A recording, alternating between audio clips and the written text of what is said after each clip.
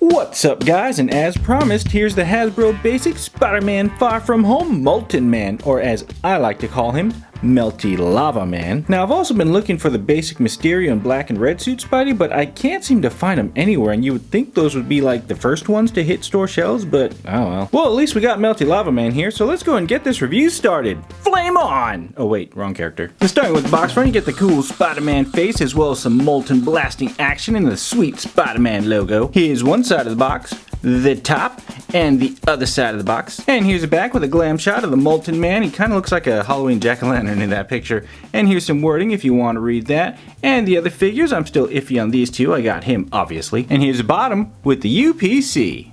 And there he is, guys, out of the package. Molten Man is his game and melting stuff is his name.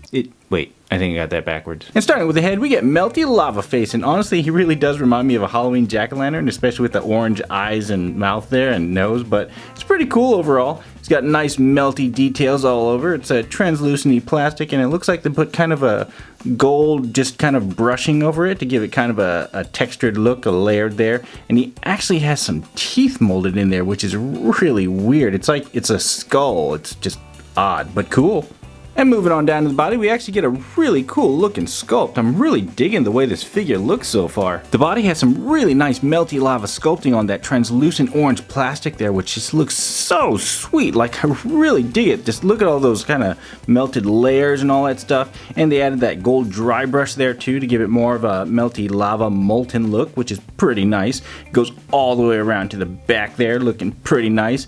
Looks like they added some like little rebar here that hasn't quite melted yet, but is about to, right into it, and it's pretty soft, so you don't have to worry about, you know, poking your eye out or sitting on it and then cursing up a storm and all that stuff. But yeah, it's really nicely detailed, and I love how it's like the background light just really makes it glow too, which is super sweet. But check this out. Alright, get my trusty little flashlight here. Alright, you guys ready for this? Check this out.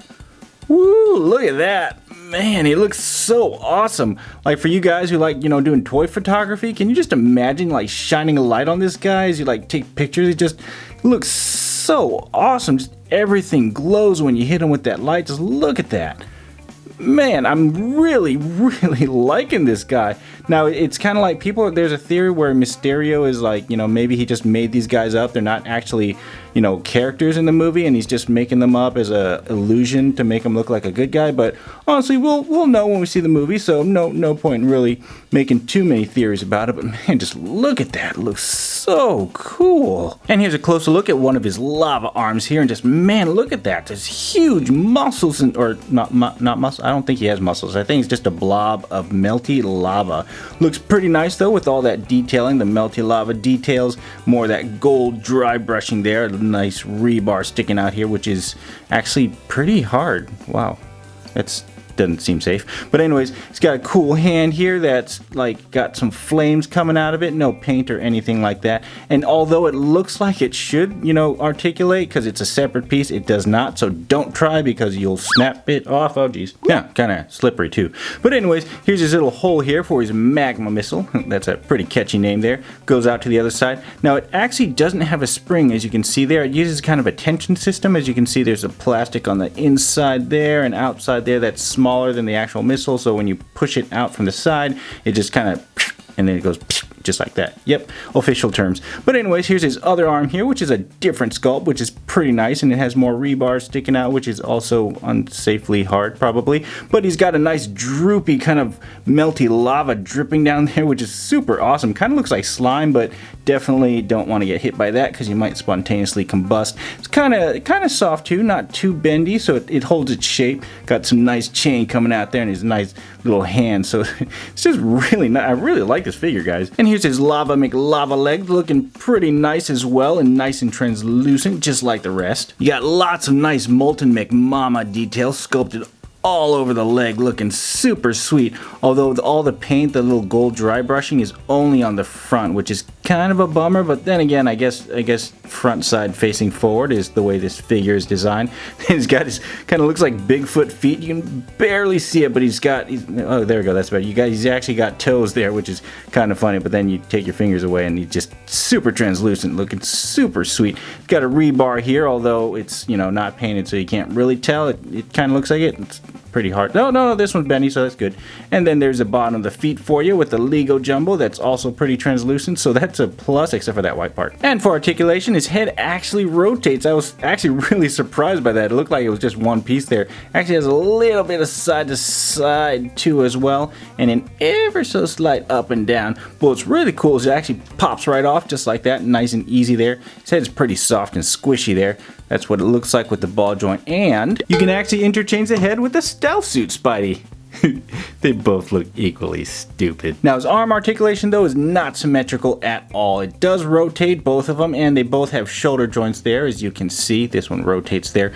But this one has an elbow joint, but it only spins in a circle. It does not go up or down at all. And don't bend the hand. Trust me, I nearly did that, nearly broke it. This one has nothing. No hand articulation, no elbow articulation. So it's asymmetrical, if anything. And finally, his legs go forward, but not back.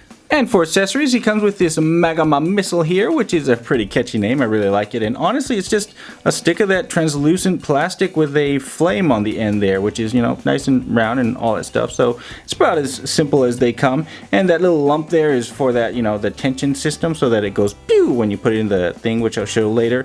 And it's pretty stiff too. It's not too bendy, so it should get some good distance on it. So let's try it. All right, got the Molten Mag in here, and then you simply just slide that right into the hole there, and it comes out the other side, as you can see. And then there's that little lump. You just push it in, pop, and it snaps.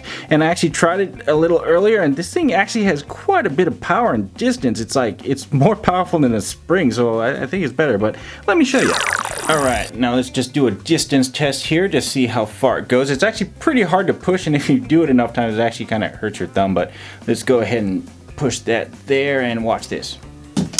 Ooh, that hit the mirror. Actually, I got an idea. Alright, try this. Actually, that was pretty impressive. It knocked it pretty far. Huh. Alright, going to reset that there. Now, one thing I do want to mention is that it's actually really hard to aim with this thing, because the tension's so hard to push, and when you end up like finally releasing it, you end up like tweaking it ever so slightly, and it just kind of goes whatever direction it wants. So I'm going to attempt to hit that top one there, but we'll... Ooh, there we go. Got it. Boom. Alright, now Molten Man is a villain, so let's see if we can blast Stealth Suit Spidey here. Now this is going to be harder because he's a smaller target, but let's see how good my aim is. Bad. Nope. Oh, come on. Okay, you know what? No way I'm gonna miss now. Alright, now we're gonna hit somebody.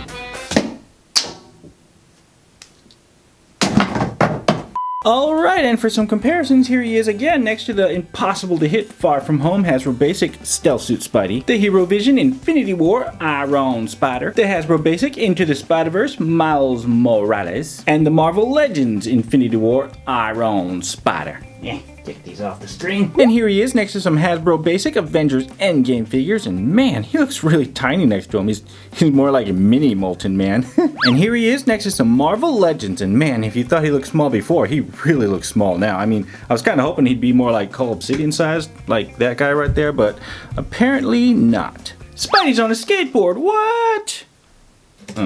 Woohoo, back the other way. Well guys, this is one sweet figure. He's a bit on the small side, but I really love how translucent he is. And hopefully I can find Mysterio and the red-black Spidey soon, because I really want those. But in the meantime, I have plenty of other stuff to review, so stay tuned for more toy review mayhem. Anywho dudes, thanks for watching this Melty Lava Man review, and I'll catch y'all in the next one. Peace. No.